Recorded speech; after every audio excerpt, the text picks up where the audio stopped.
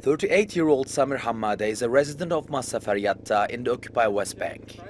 He has one son and 4 daughters and has lived in the area with his family for 10 years. He and most of his neighbors live under poor conditions, barely able to make a living. But Hammada says even though Israel's High Court has ruled against them, they are steadfast, determined to remain in their homes. We expect that they will not carry out the evacuation immediately.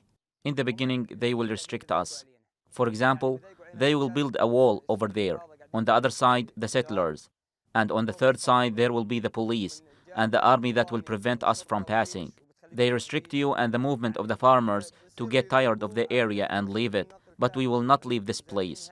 He says Israeli settlers from nearby settlements sometimes attack them. But the unpredictability of the Israeli forces is even more upsetting. The Israeli government can do anything. There may be a decision to demolish or confiscate the equipment we have, such as electric power or tractors, which transport fodder to our sheep. We don't know what to expect. Masafer Yatta is a rural area in the southern Hebron Hills.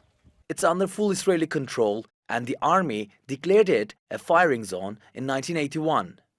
There are 20 small Palestinian villages in the region, and 8 of them, home to around 1,000 people, including 500 children, are threatened with eviction. Israel justifies its actions by saying it plans to use the area to train soldiers for a possible war in Lebanon. But international law stipulates that occupied land can only be used for military purposes if it serves the security needs of the occupied territory itself. For human rights organizations, the High Court decision to reject the residents' appeal against eviction is equivalent to a war crime.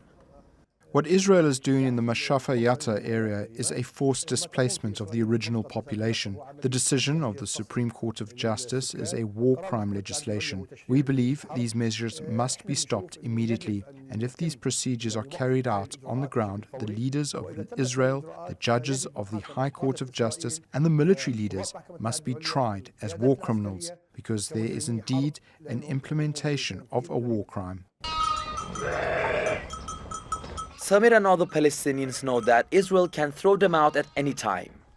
But he says living voluntarily amounts to a surrender, not only for them, but for future generations too.